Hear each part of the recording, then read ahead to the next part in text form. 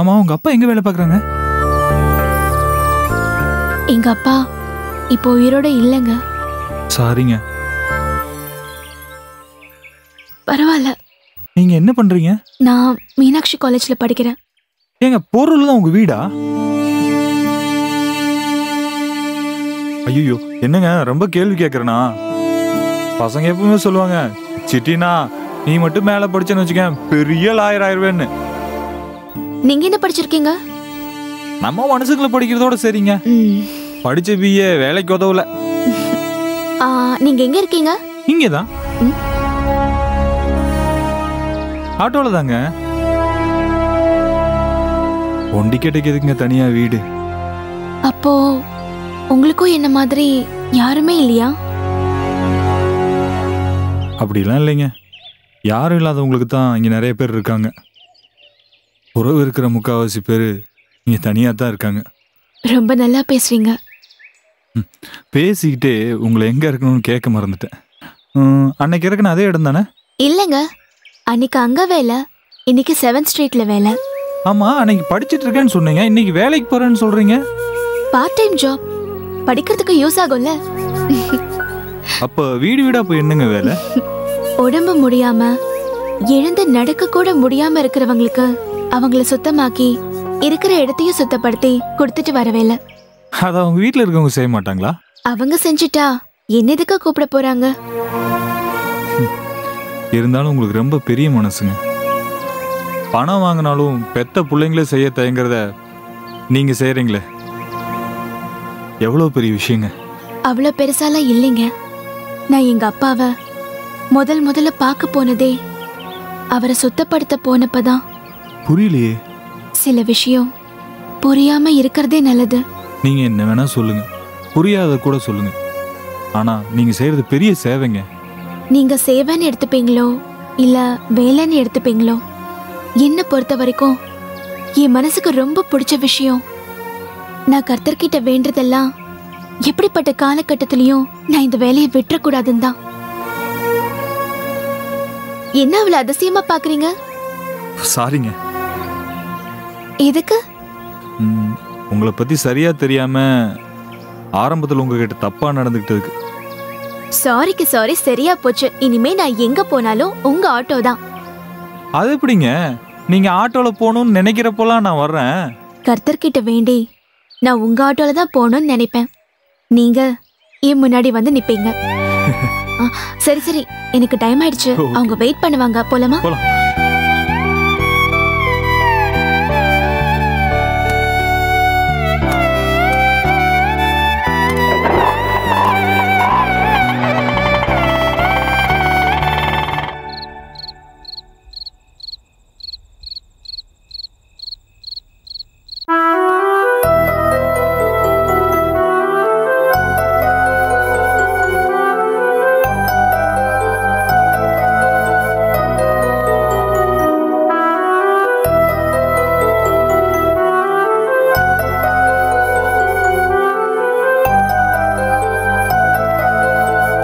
வினோ,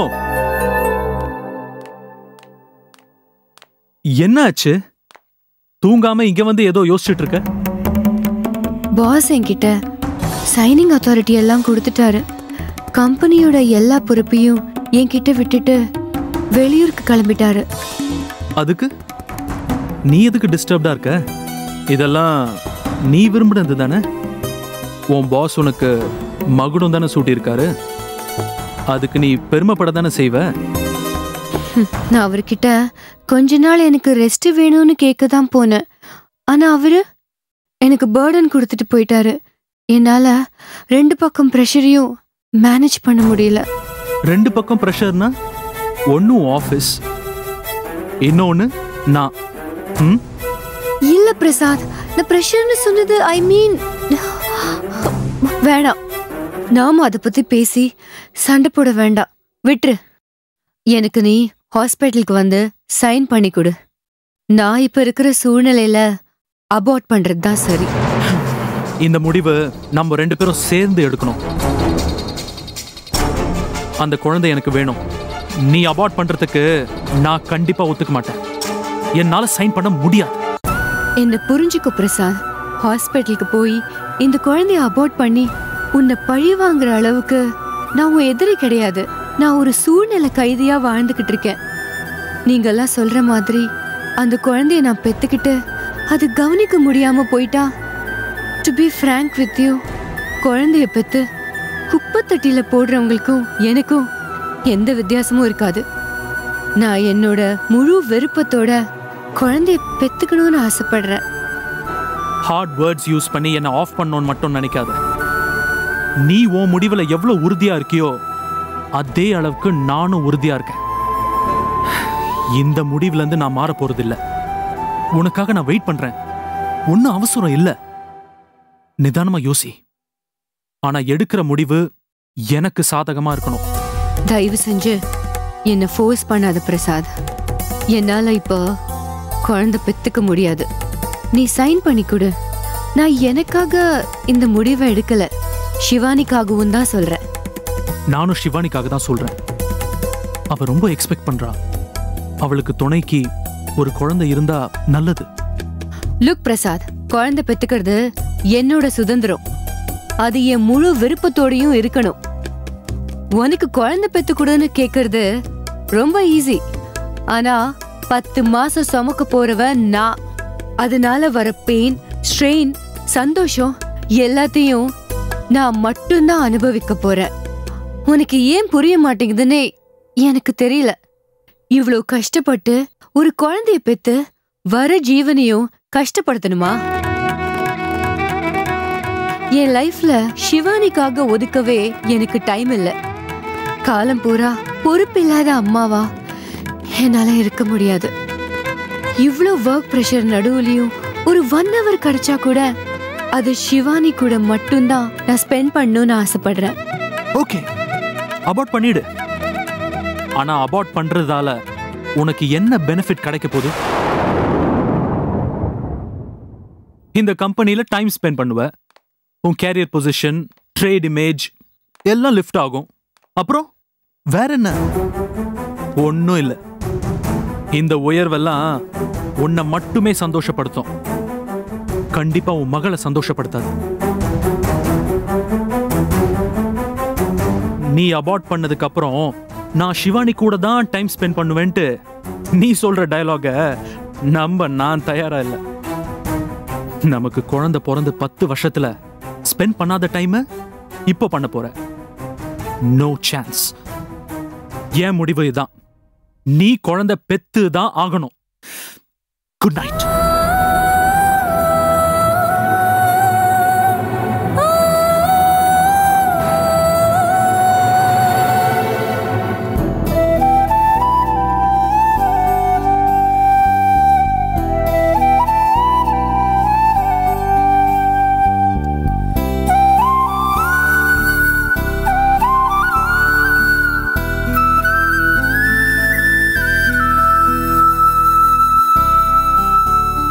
இன்னும் எவ்வளவு நேரம் தான் முழிச்சிட்டு இருக்க போற? நீ இப்படியே ஃபுல் நைட்டா உட்கார்ந்துருந்தாலும் என் மனசு மாறாது. எனக்கு என் பொண்ணோட லைஃப் தான் ரொம்ப முக்கியம். நானும் அதை தான் சொல்றேன். நம்மளோட நோக்கம் 2 பேருக்குமே ஒண்ணுதான். ஆனா நாம பாக்குற விதம் வேற. எனக்கும் சிவானி தான் முக்கியம். நீ எப்படி சிவானி மேல அக்கறையா நடந்துக்கிறியோ அதே மாதிரிதான் நானும் அக்கறையா நடந்துக்கணும். அவளுக்காக நேரம் ஒதுக்கி அவ கூட நான் ஸ்பெண்ட் பண்ணணும்னு நினைக்கிறேன். நேத்து நான் எப்படி இருந்தேன்னு பார்க்காத. ஃபியூச்சர்ல எனக்குன்னு ஒரு தீர்மானம் வச்சிருக்கேன். அதை எப்படி செய்யணும்னு எனக்கு தெரியும். நான் உன்கிட்ட கேக்குறதெல்லாம் ஒரே ஒரு கையெழுத்து தான். நாம கல்யாணம் பண்ணப்போ ரெஜிஸ்டர் ஆபீஸ்ல எந்த கேள்வியும் கேட்காம மார்க் போட்ட இடத்துல எல்லாம் சைன் பண்ணியே, அதே மாதிரி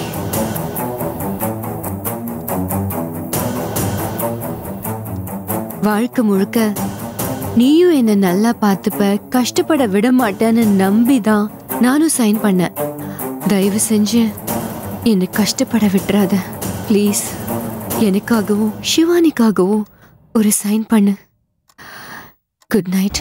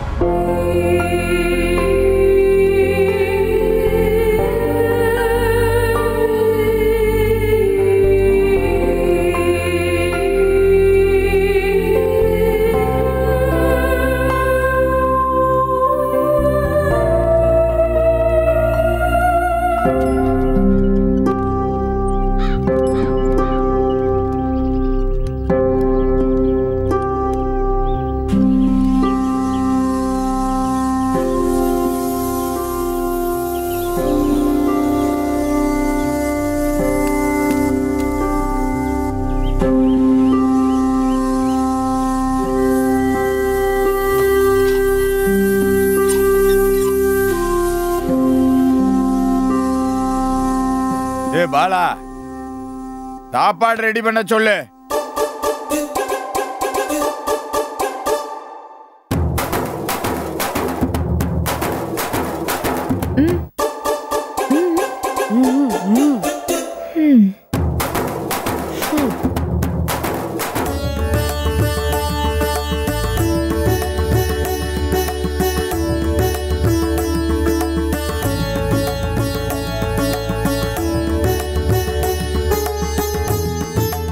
ஏ காமாட்சி, என்னங்க? என்னடி இது? இல்லங்க, அது வந்து உன்கிட்ட எத்தனை தடவை சொல்லியிருக்கேன், சாமி அலமாரில கண்டதை வைக்க கூடாதுன்னு சொல்லியிருக்கனா இல்லையா? என்னது இது? சீப்பு வைக்கிற இடமா இது? எடுத்துட்டு போய் எங்க வைக்கணுமா அங்க வை.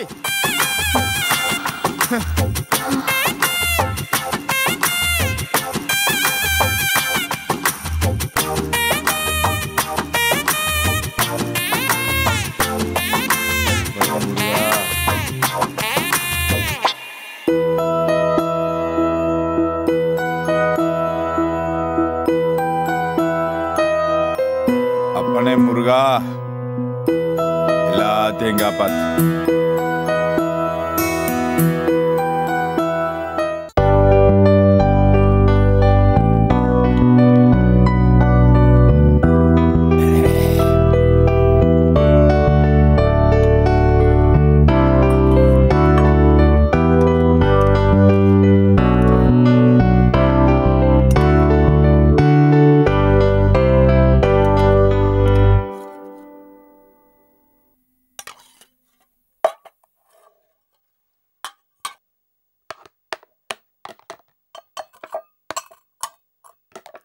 ஞாயிரம் சொல்லு, உன் கைப்பக்குவம் யாருக்கும் வராது காமாட்சி.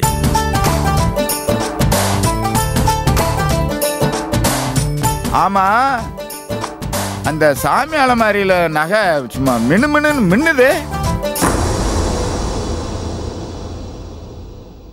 எதுவும் பாக்கி எதுவும் இல்லையே? சீட்டை முழுசா முடிச்சிட்டு தானே எடுத்த? சாமி முடும் போதே வேண்டிக்கிட்டு இருந்தேன், எங்க சீட்டு பாக்கி சீட்டையை கொண்டு வந்து நீட்டிருவியான்னு.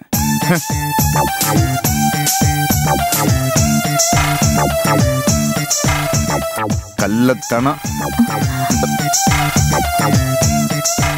காசு உருவாக்குற கள்ளத்தனம்டா பாலா. பாலா, உங்க அம்மா ஒரு சிறுவாட்டு பொக்கிஷம்டா. காசு சம்பாதிக்கிறது நானு, ஆனா அப்பா கிட்ட இல்லாத காசு அம்மா கிட்ட இருக்கும். அது என்ன சூட்சுமம்னு கத்து வச்சுக்க. சரிப்பா. இல்லாட்டி நான் சம்பாதிக்கிற சம்பாத்தியத்துல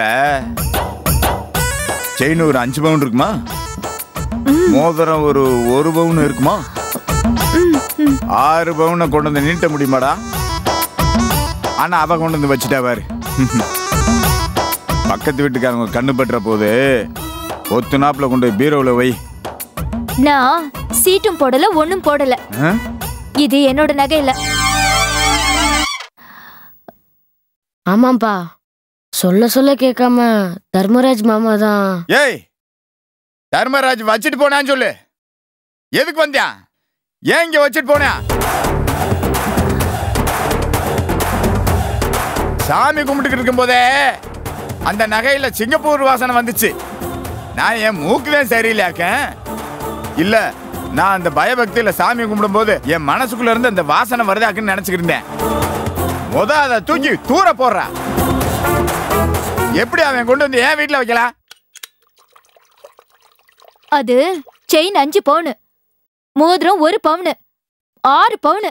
இருக்கட்ட, எப்படி அவன் கொண்டு வந்து என் வீட்டுல வைக்கலாம்? போடா, போய் எடுத்து போடுற.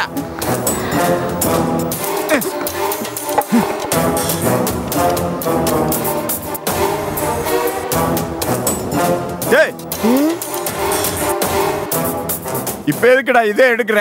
நீ தானப்பா வெள்ள தூக்கி போட சொன்ன. இருக்கட்ட, அப்படின்னு சொன்னது செயினையும் மோதிரத்தையும் தான். இப்ப நீ இதை தூக்கி வெளியே போடுறான்னு வச்சுக்க, எவனால எடுத்துட்டு போவேன். நாளைக்கு நான் தான் எடுத்து வச்சுக்கிட்டேன்னு சொல்லி உன் மாமன் என் கூட சண்டைக்கு வரவா? டேய், உன் மாமன் இருக்கானே, அவன் லேசுப்பட்ட ஆள் இல்ல, கேடிப்பயடா, கேடிப்பய. நினைச்சு பார்த்தா ஏண்டா, நான் உன்கிட்ட என்ன சொன்னேன்? நல்ல டிகிரி படிச்ச மாப்பிள்ளைய கூட்டிட்டு வாடான்னா +2 படிச்ச மாப்பிள்ளைய கூட்டிட்டு வந்துருக்க. இப்ப நினைச்சு பார்த்தா கூட என் மனசு ஆற மாட்டேங்குதுடா. இதுக்குத்தான் உனக்கு மொட்டை அடிச்சு காது குத்தும் போது கூட உன் மாமனை நினைக்காம காது குத்துனேன். எதுக்கு? அவன் வாசனை கூட உனக்கு ஒட்டக்கூடாதுன்னு தான்டா.